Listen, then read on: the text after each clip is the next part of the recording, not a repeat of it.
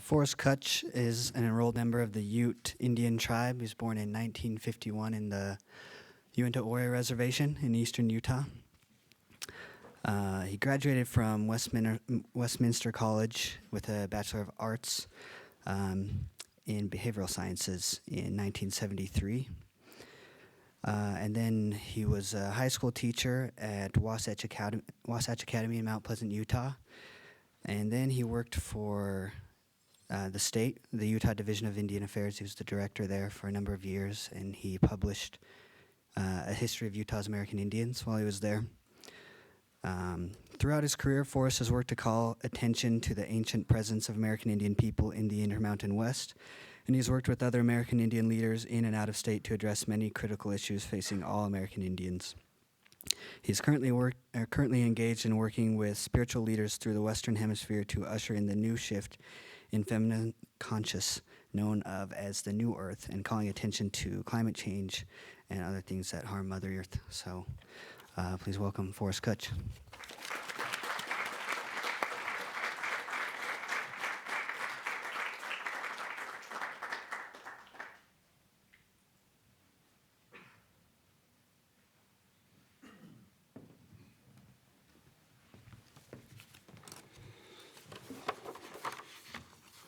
Good afternoon, ladies and gentlemen.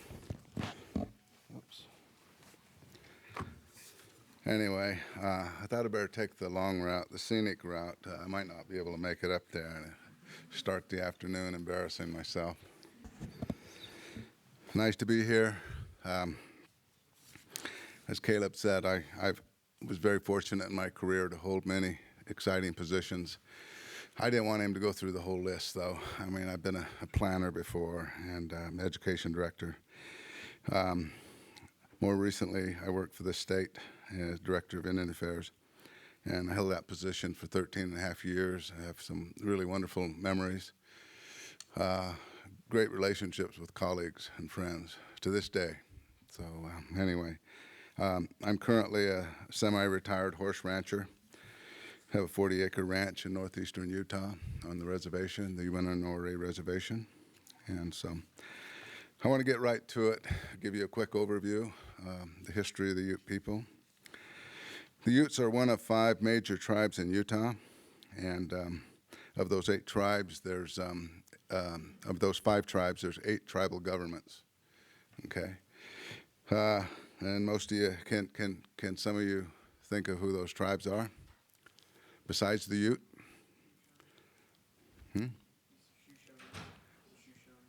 The Shoshone, yes, Northwest Band Shoshone. What's the other one?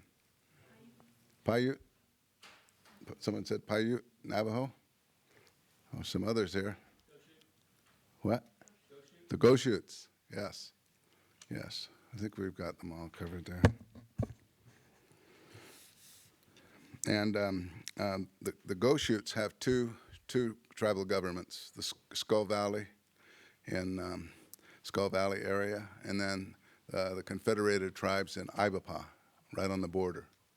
And then there are 2 Ute tribes, my tribe, Northern Utes, and then there's the White Mesa community, which is down in just south of Blanding, but they're also, their parent tribe is across the border in Colorado. So again, there's five nations and 8 tribal governments. And I also might not have included the San Juan Paiute. They're not organized in Utah. They're in Arizona, but their traditional lands are in Utah. But I don't want to dwell on that so much. I want to get right to the Utes. My people are part of the Shoshone Nation. The Shoshone Nation includes most of the western states, okay? They're the original people of this area, have been here for thousands of years. Our lore says we've been here for more than 10,000 years, okay? We're part of the Uto-Aztecan language family. And that language family includes most of the tribes of the Southwest, including the Pima, Tohono O'odham, the Hopi, Chemehuevi. And this language family goes all the way deep into Mexico. Southern California, all the way into Mexico. There are different little patches, all the way to the Yucatan, okay? So what that says is that the Utes as with the Shoshone, are really a southwestern tribe that adopted Plains Indian culture, okay? We were one of the first to acquire the horse, okay? Historians or ethnographers argue about that. There's two who say the Comanche acquired the horse, and we have two that said, no, the Utes did. Doesn't matter, we're both Shoshone people, okay? But according to the lore, our people ended up in a skirmish with the Spanish conquistadors around the year 1544. It was on the Arkansas River in southeastern Colorado, and some of our people were taken prisoner. And our warriors watched how the horse was used, and they saw how it made the Spanish so strong. The horse was so fast and agile. And so they planned their escape on horseback, and they pulled it off. And they began rounding up other strays, and they began raiding other tribes. Number one, the Comanche. Comanche did the same to the Ute, and they became the lords of the plains. But if you ask who the Comanche are, they will say they are Shoshone people, and they're really our relatives.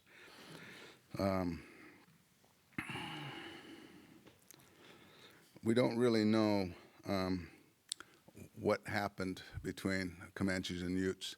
One version I got from a Shoshone elder named Leland Pubbagee. He told me, he's from Brigham City, Utah. One time he told me, I said, what happened to the Utes and Comanches? Why were we enemies? And he says, my understanding is that the Utes pushed the Comanche out of Utah. The Comanche once lived in Utah also.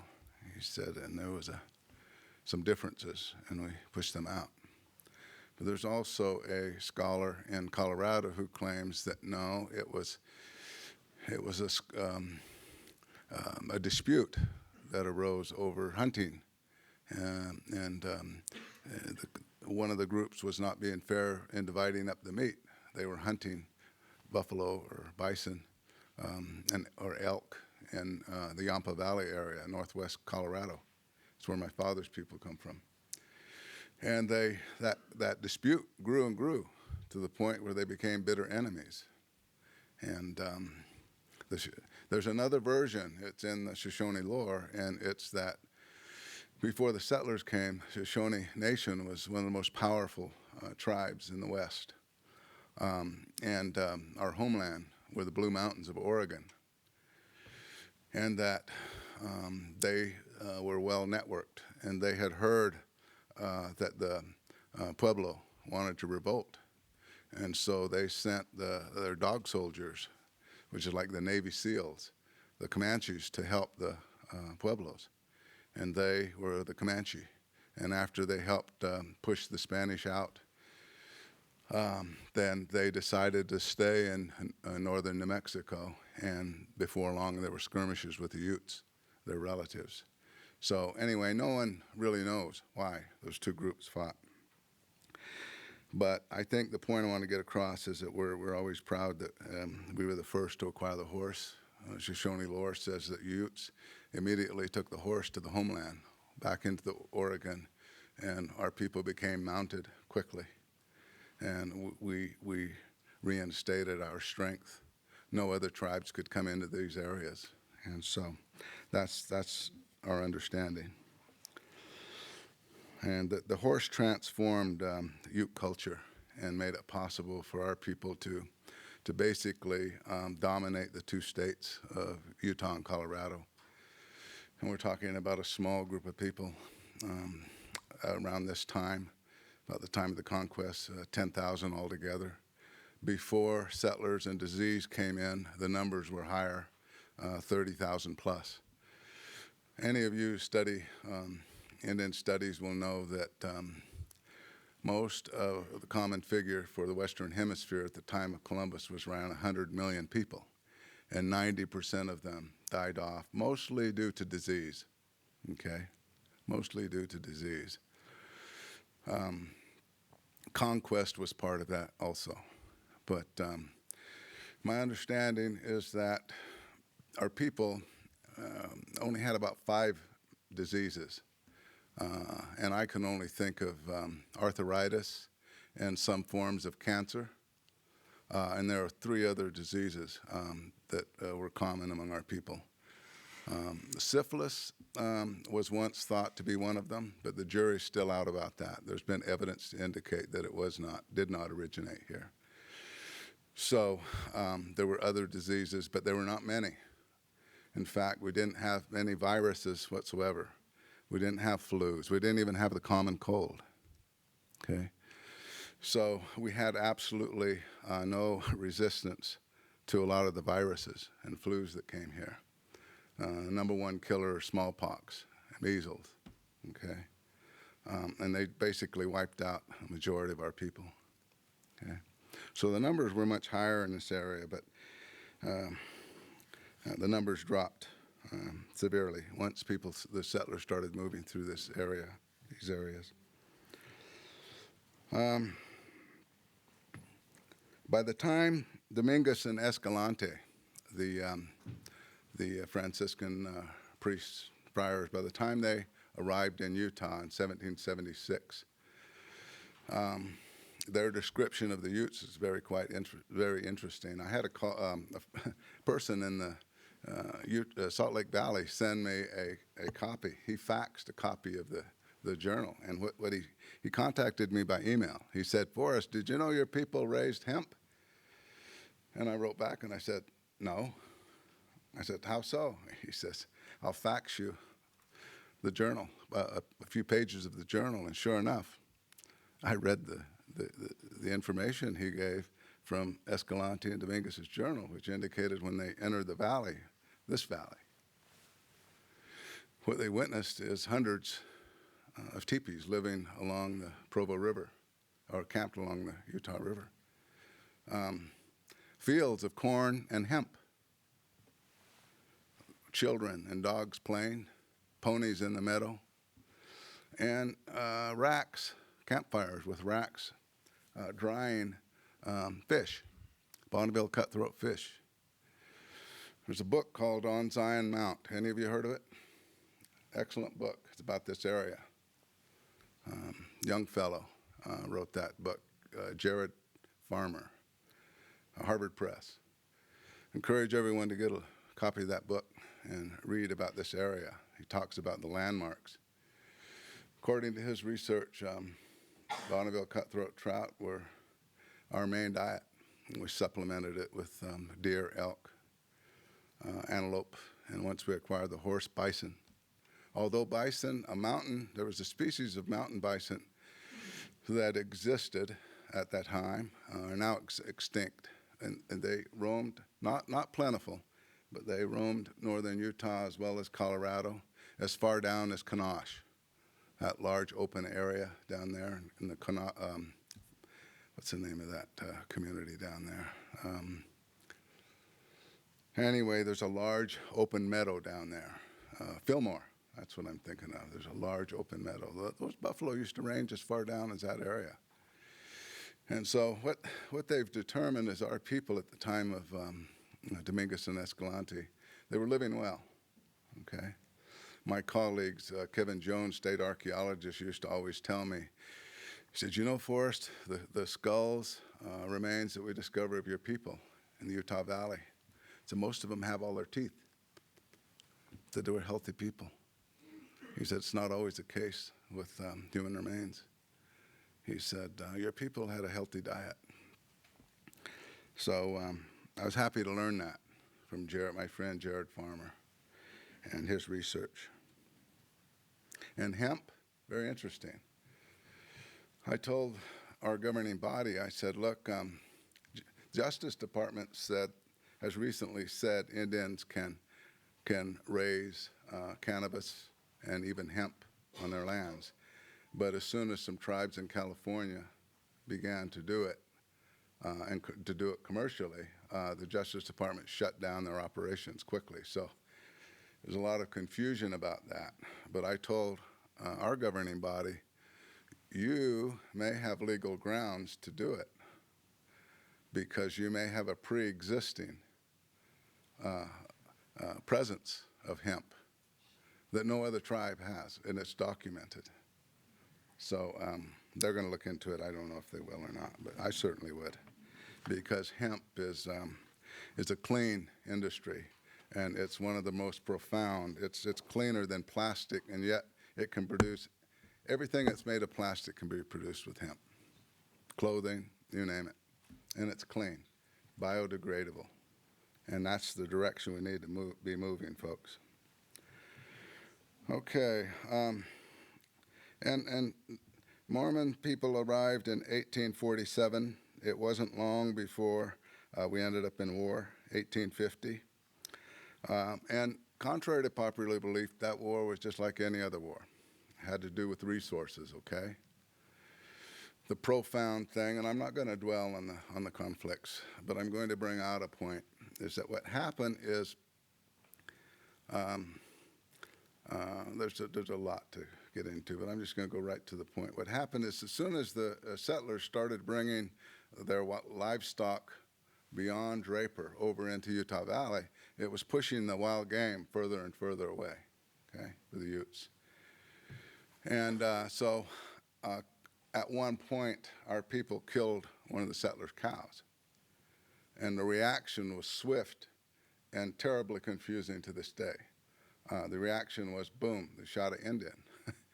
And our reaction was very, very profound, because our people were saying, wait a minute, wait. This is a cow. This is a human being. We have to eat. We have to eat. Okay? There were two cultures that had two different perceptions of the world here. That was the first clash. Okay?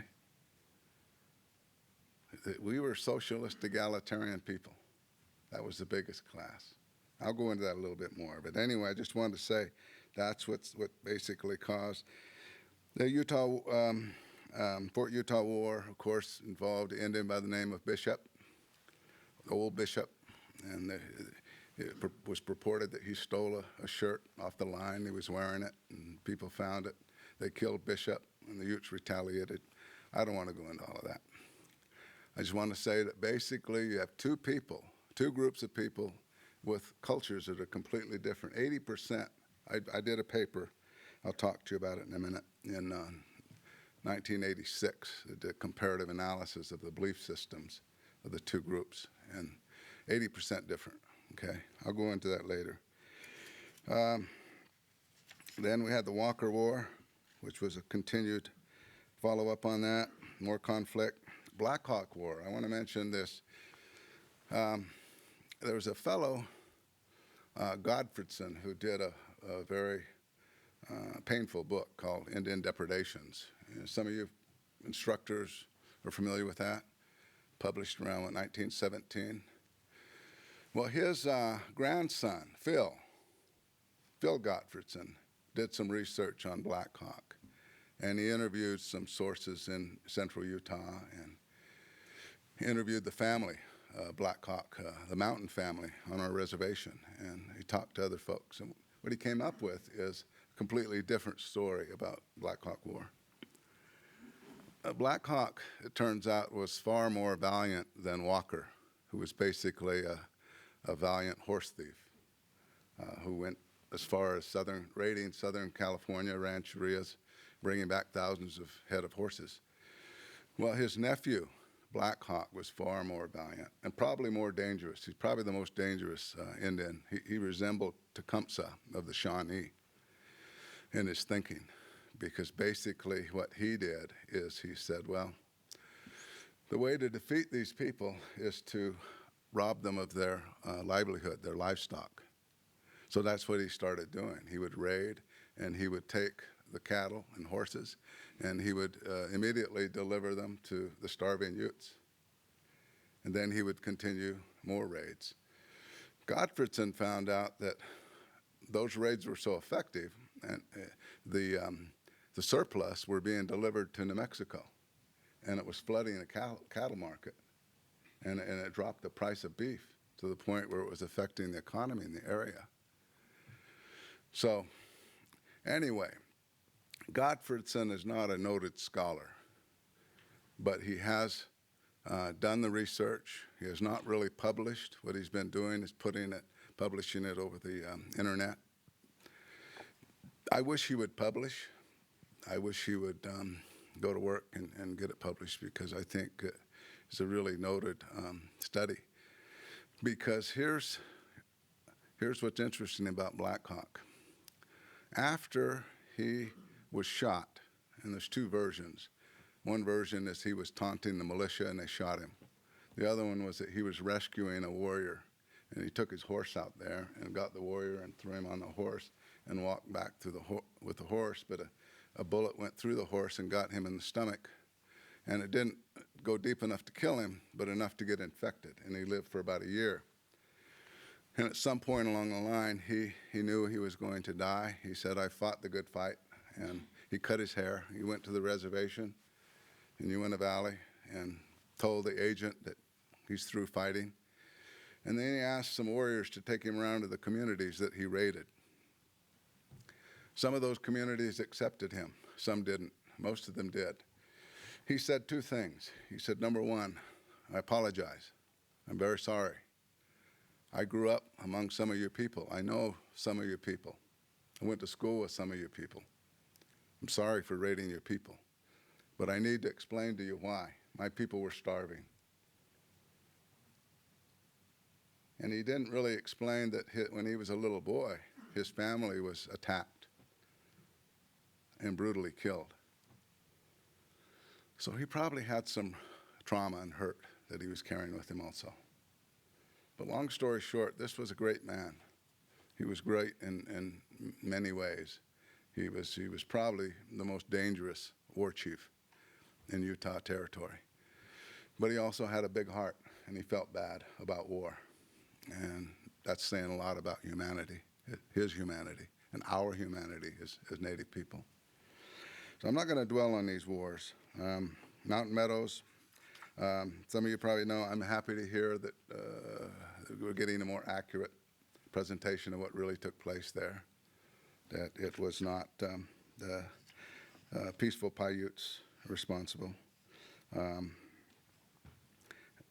I will say a Bear River Massacre involved Northwest Band Shoshone, and it wasn't in Utah. It happened up in southeast Idaho near the border. It's a little town up there. I can't think of it.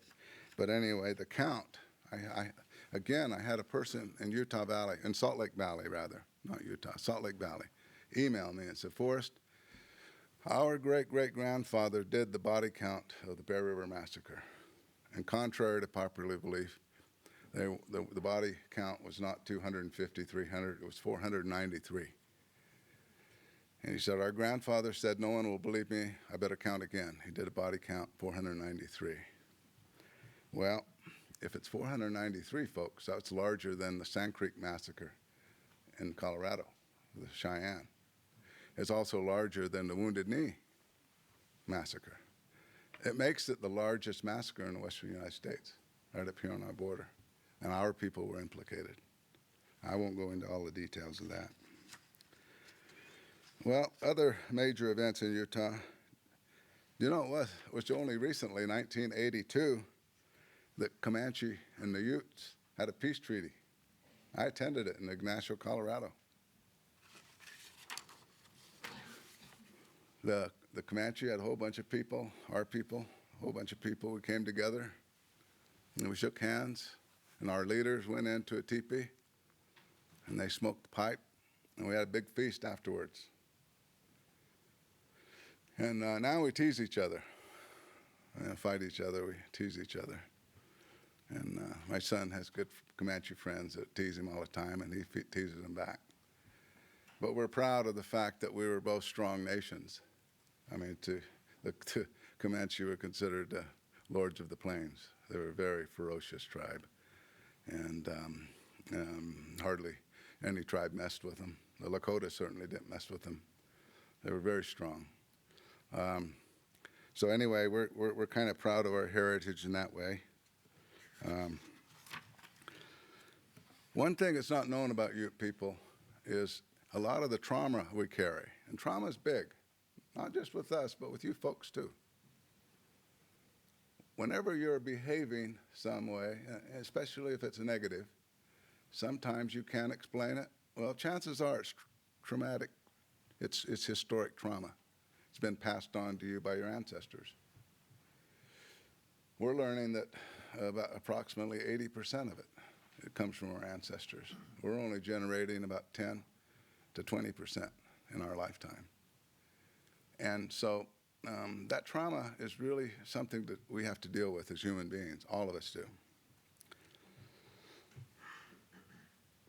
For the Ute people, we were displaced people. As you know, this was our homeland.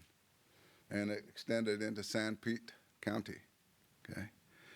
And in winter, a lot of our people, if we didn't spend winter near warm springs, hot springs, here in Salt Lake Valley or central Utah, we spent the winter in Moab area, as the climate was a little warmer, a little more conducive.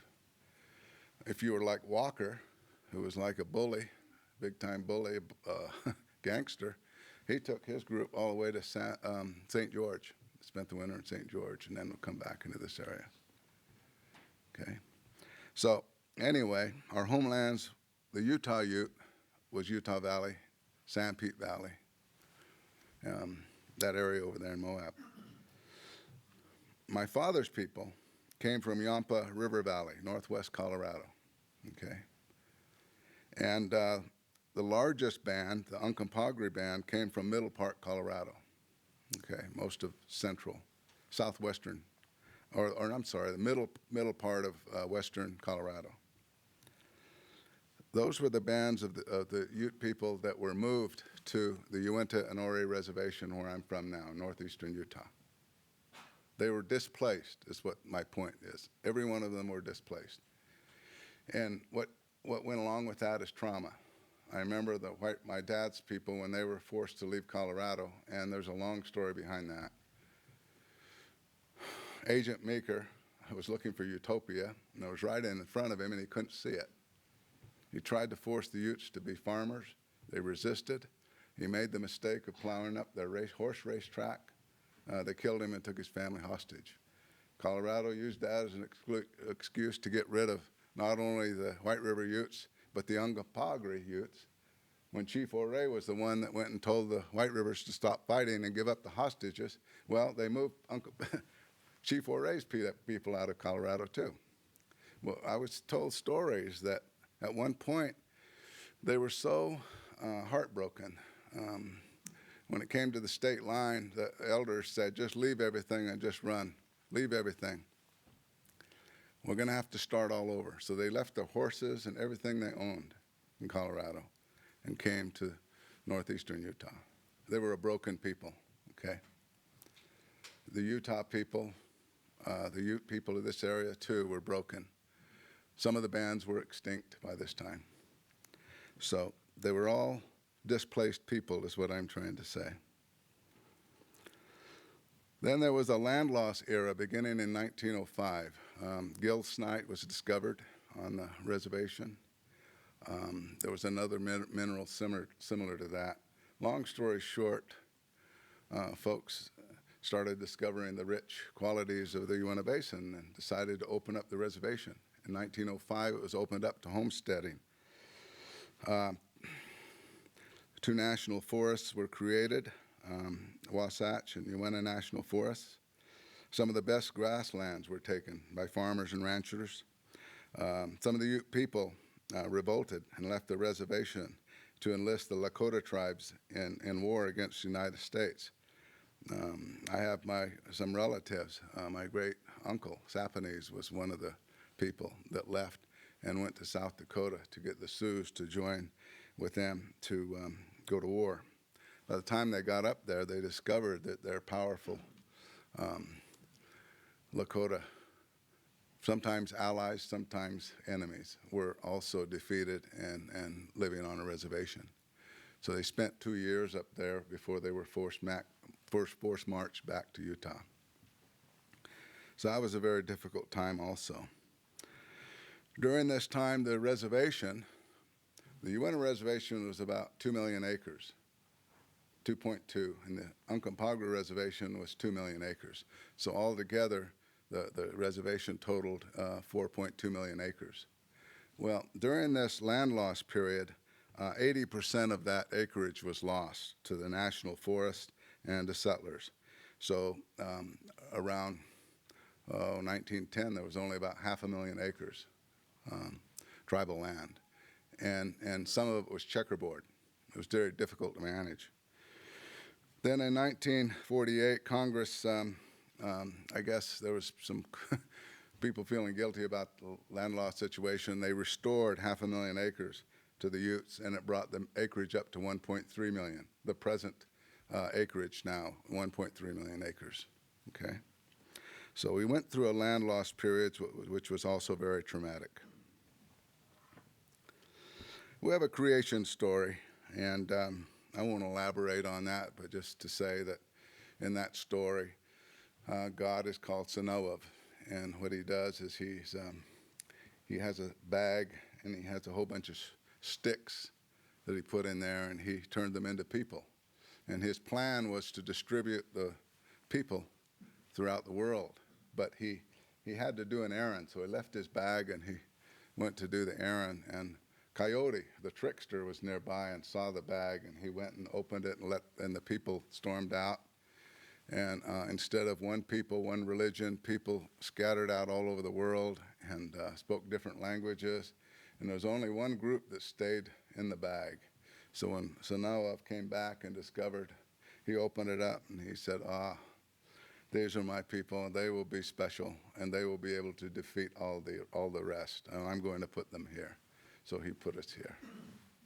That's the creation story. Our people pass on. So anyway, we learned recently that, how many of you have heard of medicine wheels? These rock formations, right? Mostly circular, found throughout the Western Hemisphere, from the Arctic to the Antarctic. Well, they're very mysterious, and no one knows everything about them. There's different interpretations of what the formation means, okay? The different formations. There are different formations, different dimensions, but there have been a couple interpretations of them lately. What we've learned is that from the Lakota, in fact, they said the Utes were one of the most knowledgeable of the medicine wheel, and we've lost it. We've lost the knowledge and technology behind them. Well, one of the things that was passed down is that sometimes it represents in the center God, Creator. The next circle was the individual. Next one was family. Next one is community. Next one was world. Next one was universe. Sometimes when they were divided into quadrants, it was interpreted to mean the 4 parts of a human being: mental, physical, spiritual, and emotional. And the thinking was that for a person to be whole and complete, they need to be healthy in all 4 of those areas. My wife and I have adopted that philosophy, and we use that in our work to help people. We say basically, you have to be healthy in all 4 of those areas. You have to be strong spiritually. I support having a prayer at the beginning of this talk. I appreciate that. And I know that our Constitution has some concerns about that. And it's not that the Constitution is against prayer. It has to do with fairness. And this is a private school, so we're able to do this. When it comes to public, I have always felt they should never exclude prayer, but at least have a silent prayer. That way everyone gets their moment. Atheists can choose to look around. People of different faiths can pray in their own way. But I'm one who believes that prayer needs to be restored, even if it has to be a silent prayer. Because I know I respect the Constitution, and it operates on a principle of fairness. It's not trying to be anti-religion or anti-spiritual. It's just saying that, well, you can have some problems if you don't be fair about religion. And there's some wisdom there. Anyway, I wanted to share that with you, a little bit about the medicine wheel.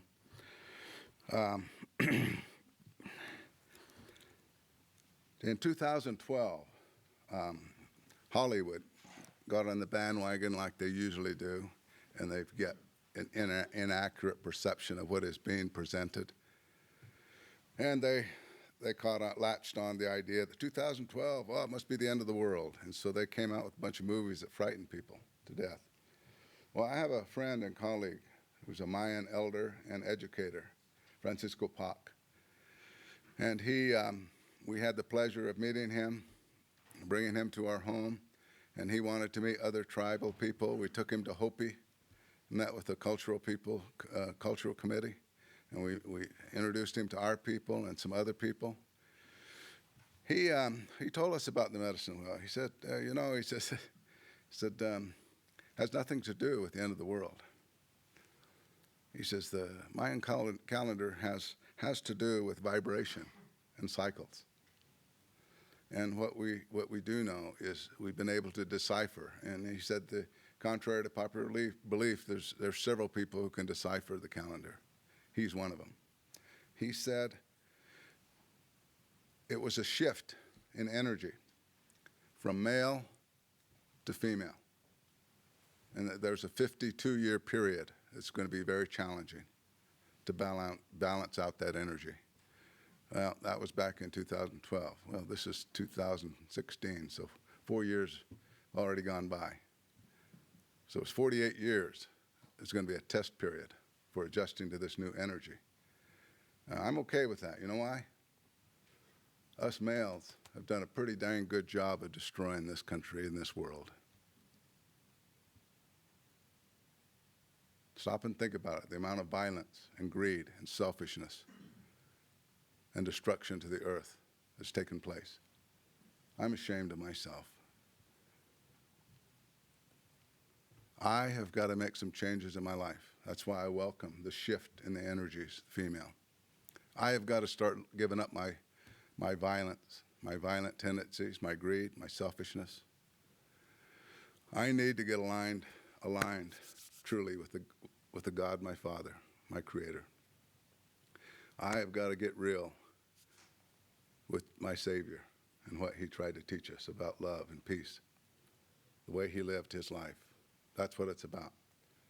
And so this is what I gained from the 2012, the shift, the calendar, from my friend Francisco.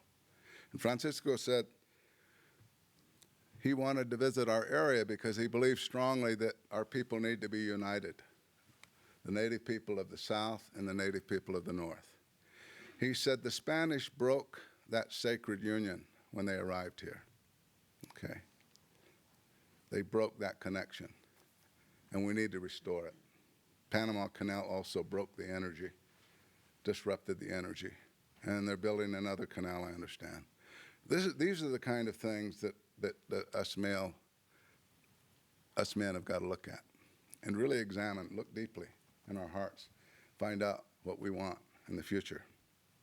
Okay? I'm going to come back to this in a minute, but I want to say a little bit about the Ute people today, my people. The Ute Nation once covered most of Utah, Colorado, and northern New Mexico. Currently, there are just under 3,000 Ute tribal members, half of whom live on the reservation. The Utes are important contributors to Utah's economy through developing oil and gas resources and raising livestock, about 2,000 beef cattle, and about 800 buffalo, and as much elk also. But here's the thing I want to share with you. The Ute tribe is a microcosm of the United States. We have become highly materialistic and consumeristic in the process. We've forgotten our ancient value of sharing. We've become as greedy as the next folks. Okay? We've become highly materialistic and dependent. Our dependency on fossil fuel development, oil and gas, has made us careless and destructive of the earth. And I'm not proud of that. There's as much fracking going on in the Uinta Basin as any other part of the country.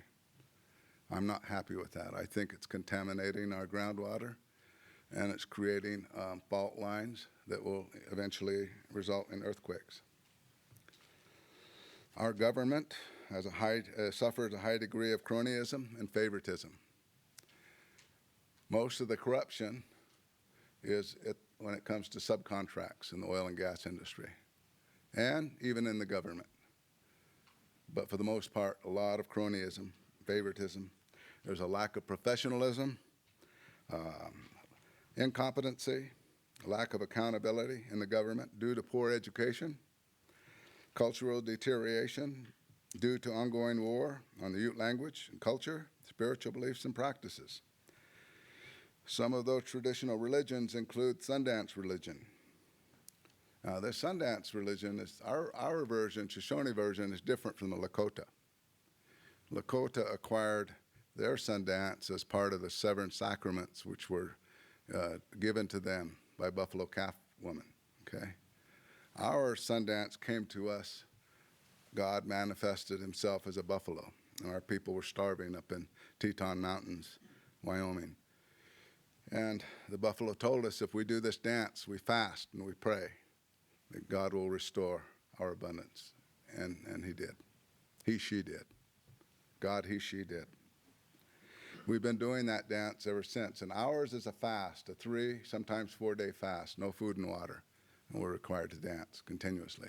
Lakota, they pierce themselves, either the chest, back, and they dance until they break. But some of them have water and food at times. Ours, strictly no water, no food. And the fast is, I've been a dancer, I've danced 10 times, and I will tell you it's one of the most grueling things I've ever done in my life. There are other ceremonies that are grueling also, but that one is one of the most difficult. What it does, it's part of developing your faith, your connection to God, strengthening that faith so that it won't break under any circumstance. So contrary to popular belief, it's not a heathen practice. It has to do with connecting with God, the Creator.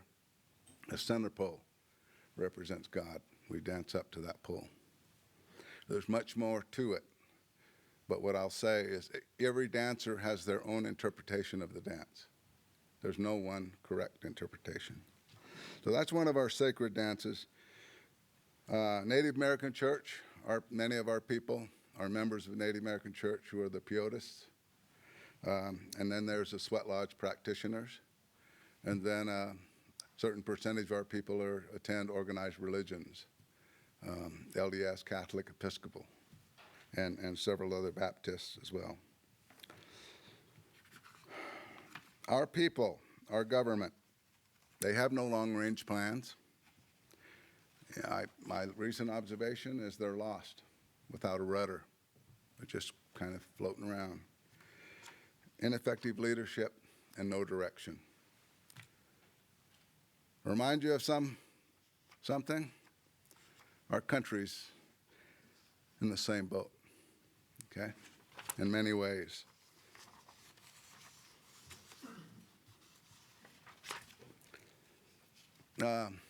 Caleb asked me to address the issue of mascots and the harm it caused. And first of all, goes without saying, but then needs to be emphasized, the indigenous people of the United States were truly blessed by God with this land. Truly blessed. Truly blessed. I've traveled North, Central, South America. Not so much in South America, but Central and Northern. And the connection I get with the land is just beyond words. And the connection our people and indigenous people have to the land is undescribable. It's a sacred connection. And that has become our sacred mission, is to protect our land. And some of us, I'm sad to say, have lost that connection.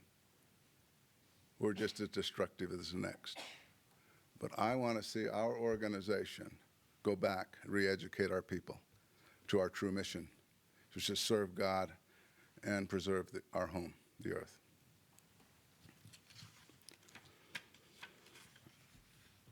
Now, when you think about mascots and the damage, I think it all goes back to that first meeting between Columbus and the Taínos, sometimes called Arawak Indians, on the island of Hispaniola, and the judgment that took place, okay? That's 524 years ago. The natives lacked fear of the strangers that come walking right out into the ocean. They were naked, which meant they lacked shame of their bodies. Sex was part of the reproductive process. It was a natural human process, not something to be ashamed of. They lacked greed. They shared all they had. Columbus, in his own words, said they were kind and loving, childlike. They were childlike people, okay? What are our values today? What do we value? If you watch television, you see real quickly. We value wealth. We value being tough and violent, all right? Money. Money, violence. That's what sells. Think back of those Indian people that came walking out. What was the judgment placed on them? That's where the mascot thing began, and it's continued to this day. The judgment was, that's a sign of weakness. Okay? Here's what it came down to. Their fearlessness had to mean they were ignorant and lacking in intelligence. They could not discern danger, so therefore they were stupid. Their nakedness had to mean they were savages. Their kindness and generosity was judged as complete lack of wisdom of the ways of man. They were simply uncivilized savages. They certainly weren't violent or ferocious, things that are normally associated with a mascot.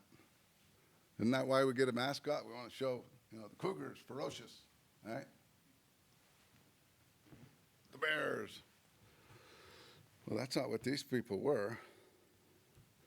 But a judgment took place way back then about these people, and in many ways has continued to today.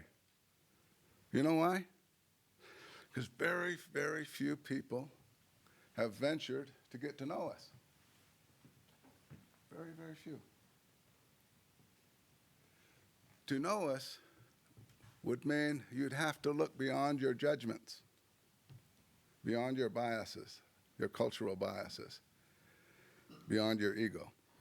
In 1986, I published a comparative analysis of the Utes and the Mormon belief systems. The Utes were about 80% different culturally and in their belief system from Mormon settlers. The Utes were and still are very cooperative. They practice cooperative economics, although they're trying to become capitalists, but they don't do a very good job of it. They're not very competent. They're earth-based people. They're socialists, and they're egalitarian. They're non-scientific people. They struggle with a hierarchy, having someone in charge or being their boss. Why? Because their world was egalitarian. In fact, contrary to popular belief, they didn't have long-standing chiefs. That was a recent development for the convenience of the white settlers. What we had traditionally was situational leadership. If we had to go on a hunt, we picked the most experienced leader to be the hunt chief. After the hunt was concluded, he had to step back down to his prior position. He could no longer be in charge because we were moving on as a society to the next gig, the next thing we had to do. If it was war, we had to choose our strongest war leader. After the war was over, he had to relegate himself back to what he was before. Why did we do that? Because we were stupid? Some people say no, it had to do with ego. Our experience was that someone who commanded power too long went to his head. He cut off his heart, went to his head. He started to become a power-hungry person, wanted more and more power. Became greedy for power. Before long, he or she was a dictator, a dangerous thing. Okay? Is it possible, I'm asking, is it possible that those people who met Columbus, is it possible that they may have had a higher consciousness than we today? After all, they didn't carry shame. They didn't have fear in their hearts. They weren't violent. They were kind and loving and willing to share everything. Isn't that what Jesus taught? Huh? To be peaceful, kind, loving people, and to share, to give, to serve. Think about it a minute. Think about it. I don't know for sure. I don't really know for sure. I'm just guessing based on what I read, my observations of these journals, of what they first observed about my people, my ancestors. And the Utes, when Dominguez and Escalante arrived here in the Utah Valley, they weren't perfect. They were fighting with their Shoshone relatives over territory constantly. They were very violent at times.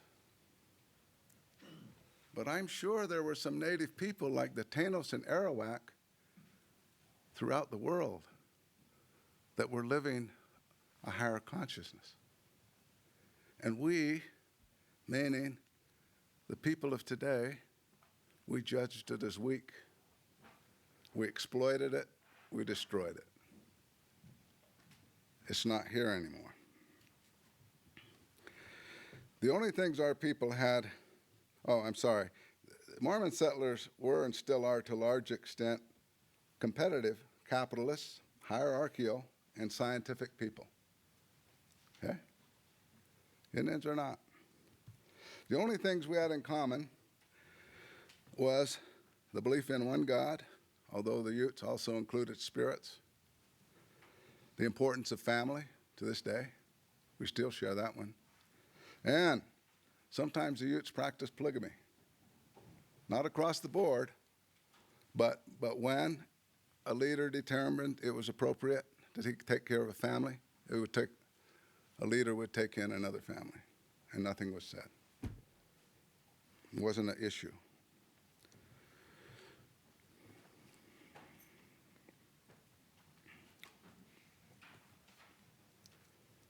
I have read an account in which the great leader Brigham Young was promoting the integration of the Indian and Mormon settlers as one people. The jury's still out on this because there are just as many people who claim that Brigham Young was an Indian hater. I don't really claim to know because the evidence is not there one way or the other. But I do say, I will say this, if the Mormon people would have heeded his direction, if, in fact, he had encouraged the two to come together, perhaps, just perhaps, this really would be a different world here in Utah. I would suggest that maybe there would have been a Zion here. It's not a Zion, because our state's no different than any other state in the Union right now. And if we think it is, we're just kidding ourselves. Perhaps there would be no homelessness. Perhaps there would be a higher degree of sharing of resources, less greed, less destruction of the earth. I'm just saying. Wouldn't it be nice if that were to take place? Well, it didn't. But it can still take place. We can still take my people's heritage and stop judging it as heathen and say, you know, those Indians had some ideas about fairness, sharing resources, and protecting our home. And we ought to look at those things. And we ought to think about Brigham Young's wisdom. It might have been right. Might have been right. I don't know. But if it was right, still possible. Still possible for us to join together and change our way of life and make this area different like no other area. This young man here, Caleb, he sees that.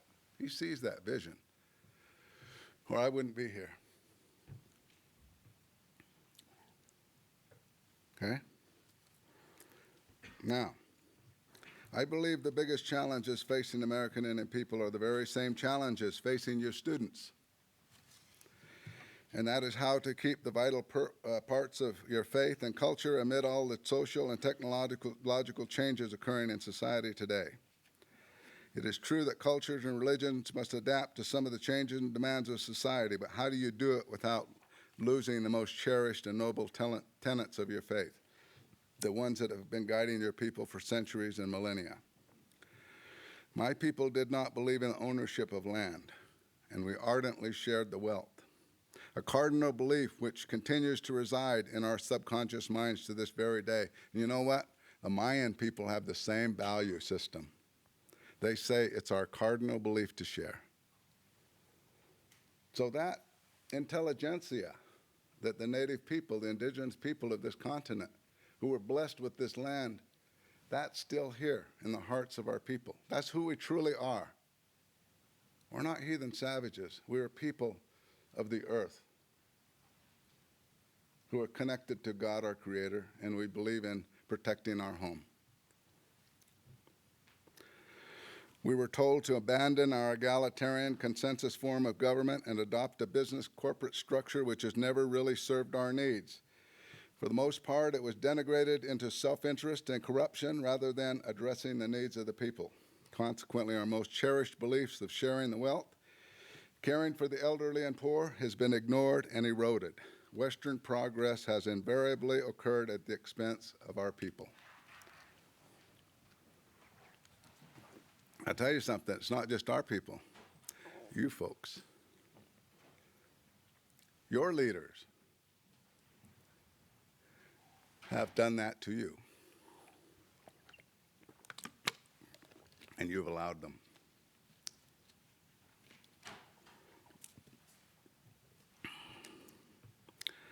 As with us, so it is with you. Currently, our greater nation faces these challenges, one in which 1% of the population owns 40% or more of the wealth. All the while, we are being taught to despise the poor and homeless. Our culture tolerates the exploitation of resources and pollution of air, land, and water, even though scientific data indicates that climate change is occurring at an alarming rate. CEOs of large corporations are making thousands of dollars per hour, per minute, while we refuse and deny increasing the minimum wage, even to the point of keeping up with inflation. Fracking is contaminating our groundwater and creating earthquakes where none existed prior to this time. It was just on the news, Oklahoma. And it hasn't happened just recently. It was happening several months ago. It's continuing today. At the same time, some forms of change have been necessary. And then people have found it necessary to adapt to land ownership and management requirements and the need for health and education institutions and other accoutrements of a modern society. While we no longer have menstrual huts, although some believe this practice should be revived, not so much to isolate, but to honor the sanctity of women. As most of you know, your church has had to respond to social demands, such as with the move to accept African Americans in the priesthood. You're presently having to deal with same-sex marriage, LGBT issues, and other changes to society. With regard to the latter issue, I'm pleased to say Native people came to see gay and lesbian people in a different light in our past history, as people with special qualities of kindness, spiritual awareness, and creativity. Hence, they were sometimes given high place in Native society. This has not been an issue recently, in which case the younger generations, no longer exposed to traditional belief, take the same societal positions as their non-Indian peers on LGBT issues. We're seeing some of our own people persecute gay people. Recent articles in the news tells of the tragedy of this issue, manifested by extremely high degree of suicides occurring in our state. It's not only among our people, but among yours as well. Needs to be looked at, folks. If you come to our reservation, you'll see that the biggest and most impressive building is the Tribal Justice Center. This says it all. It says this service is our most prized service. The incarceration of our people is the most necessary. Not education, not housing, not health care, but law enforcement and the judiciary. These services are most necessary. You find this same situation in the greater U.S. There are more people in U.S. penal institutions than any other developed country in the world. Why? Because it's lucrative. When these institutions are privatized, they make lots of money. Money makes the world go round, right? The powers that be restrict, but the powers that be restrict the use of cannabis oil and cannabis use, which has proven to be highly effective in combating various diseases, including cancer. Meanwhile, we lock up the first users, destroy their lives and their families,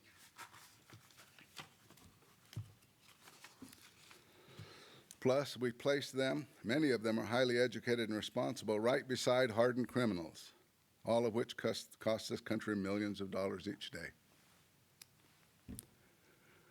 What a shame. What are our values? What? We're pretty silent on that one, huh? These are people, folks. These are people. As with Native people, your biggest challenge is money. Your great leaders warned about it. I read an account. Brigham Young's biggest concern when he passed this world about the Mormon people was money and greed. My wife told me about that. And in many ways, he was right. I see churches in this area, as well as churches throughout the world, locked into money. Money can corrupt.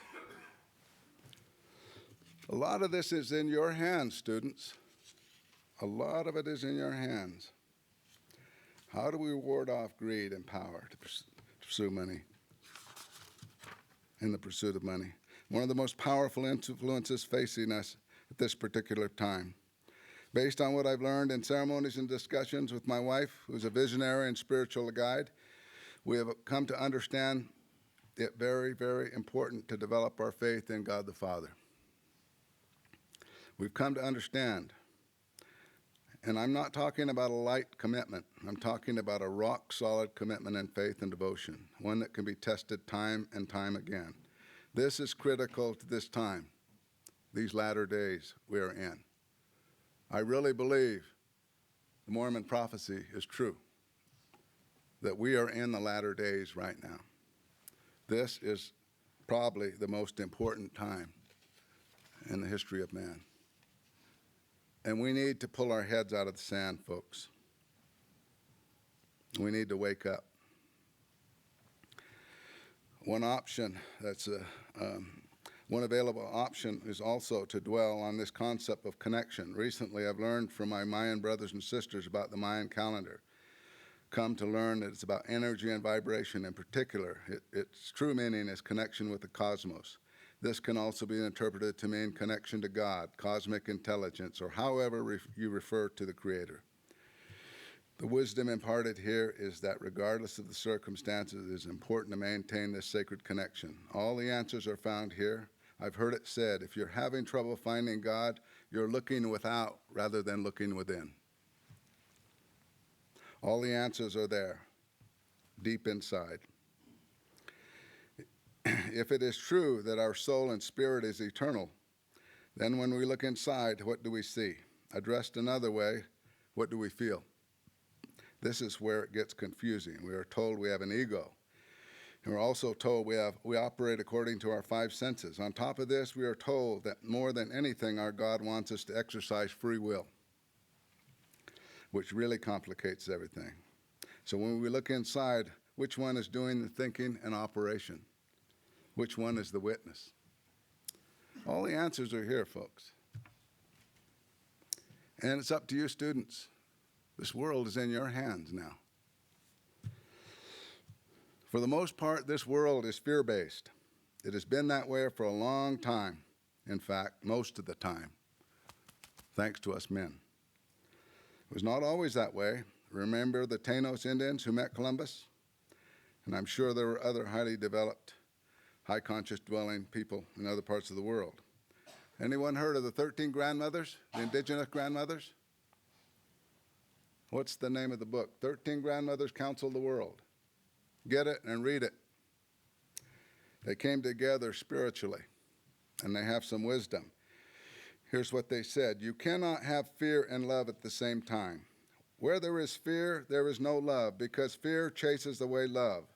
Love, on the other hand, embraces fear. When you send fear love, then you discover what is underneath the fear, usually the fear of being vulnerable, the illusion of fear.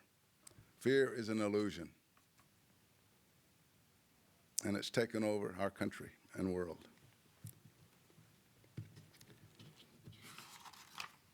It all comes down to this one question. Do we wish to continue the fear-based world mentality, or do we wish at this important time to change it and create a new world, a new earth? Do we choose to embrace love or hate? If we continue to tolerate fear and hate in our lives, they will come to own us. We will become their victims. We will remain trapped in their illusion and do nothing because we cannot see a way out. Many crimes being committed against humanity. Do we continue to ignore them?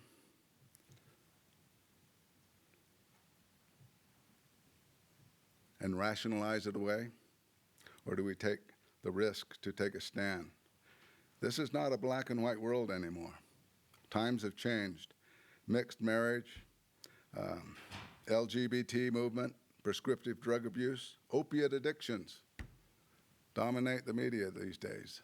So many overdoses on prescriptive drugs, pain medications lead to opiate addictions. Well, I'm here to tell you this is your world. You and your future generations are going to determine what will happen in our world. It's up to you to take action to change the world for better. Healing must be based upon acknowledgement of the truth. I've shared with you some truth about the history of the Ute people, the native people, indigenous people of this area. Take it, use it. Use it to help your people, because you need a solid foundation. It can only be established if there's bedrock, which is the truth. It cannot be established on sand or lies or misinformation, and there's so much misinformation out there. Remember 2012 and the Mayan calendar. Join us and the Mayan people in welcoming in the feminine energy to a new time, a new earth. My wife has a women's group. There are women's groups established throughout the country, throughout the world, and their work is sacred and it's important. Join one. Join one. Western women, a lot of this falls on your shoulders. You're going to be called to make the difference here. Why? Because you're sacred. Us men, we don't bring life into the world. You do. You bring life into the world. That's a power, it's a sacred power that we don't have. Because you do that, you're less likely to pull the trigger. You're less likely to push the red nuclear button than us, men. We've, for the most part, lost our connection to God thousands of years ago, and we're just now regaining it. That connection is powerful. If you pursue that enlightenment, those teachings of Jesus, you will see. You will become enlightened. Didn't he say, what I can do, you can do? He meant it. I've been in ceremonies where I've seen things happen. Jesus wasn't lying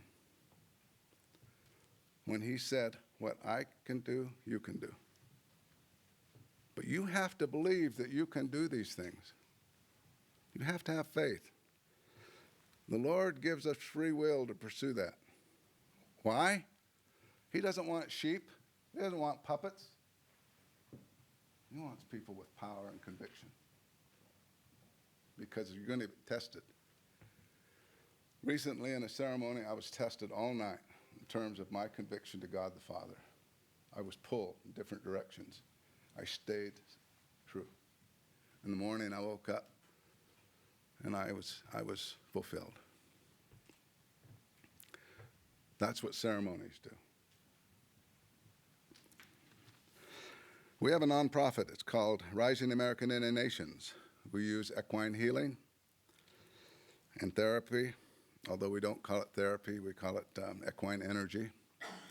We don't want to get sued by the medical community, which is very concerned about these natural healing practices because it takes money out of their pockets. But I'll tell you something, we've had some real miracles with our horse medicine. My wife Shauna here is pursuing lots of training in other areas, quantum emotional therapy. Will you come on up? I want you to share a little bit about your women's group. While she's doing that, I just want to share some of my sources.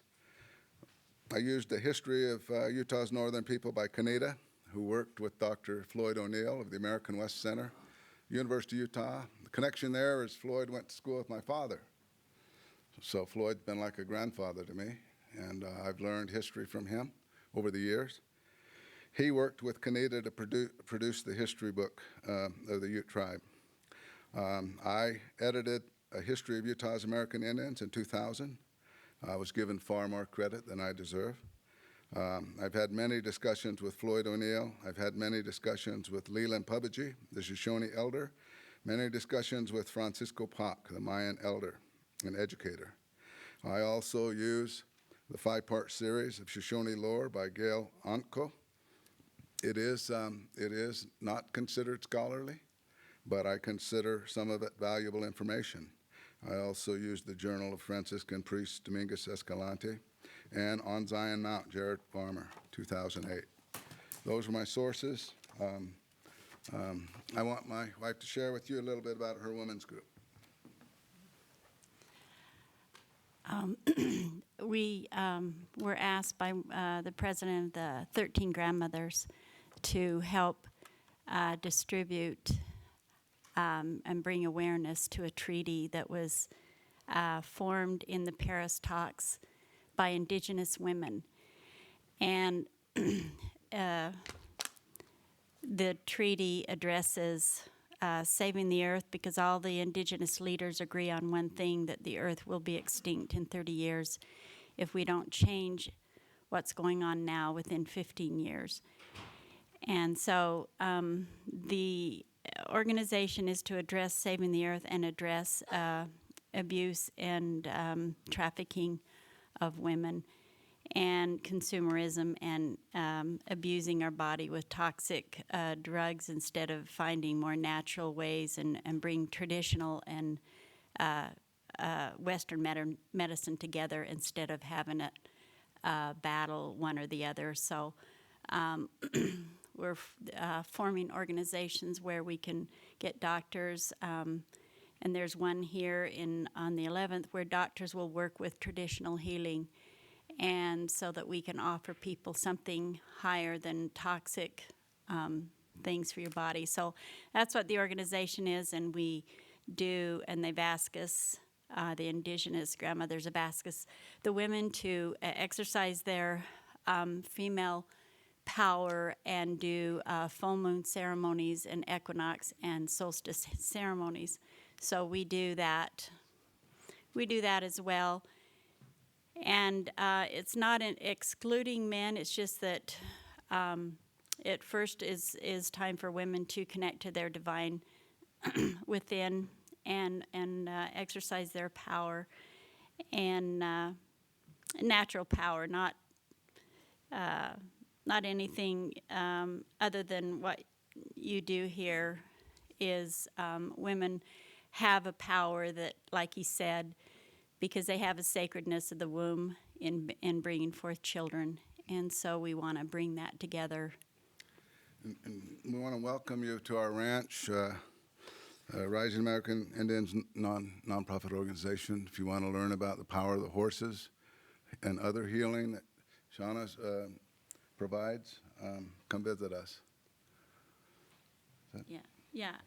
The nonprofit is rainutah.org, and the women's organization you'll find on uintaspringsranch.com, Uinta spelled without an H, named after our horse that passed. I want to make one more comment about Utah Lake. According to that book on Zion Mount, this Utah Lake out here was one of three of the top inland freshwater fisheries in the western United States. It produced enough cutthroat trout to feed the city of Salt Lake for 10 years, 10 to 12 years. There were accounts by Mormon settlers that the fish were so plentiful you could wade right out in the river and throw them out, catch them with your hands. And they were huge. They were as big as salmon. I want to challenge you students to clean up this lake. Clean up this lake. Make it what it used to be. Restore this land to what it used to be. The Utes pride themselves on being able to control some of the most beautiful land in the country, in the western United States. That's what we protected, was the beauty of this land. So I'm challenging you all, restore this lake. Restore the beauty of this valley. Try to convince brothers and sisters to stop polluting the air, the water, the land. And it can be done in a good way. The other thing I want to ask is that I want to speak to my brothers and sisters, my brothers out there, especially my white brothers. Lately, due to Trump and company, a lot of fear is being generated. And it's being generated into violence, okay? I want to share with you, I want you to urge that our white brothers and sisters, both, talk about this fear. Talk about this fear of people of color, of immigrants, fear of poverty. Talk about it, get it out. My brothers, my white brothers and sisters deserve to be heard. Because I understand fear. And fear will cause you to do bad things. If you don't get it out, you'll turn on society, and then when that doesn't work, you end up in jail, you'll turn on yourself and you'll destroy yourself. I happen to be a studier of history. Very proud of that. I'll tell you something.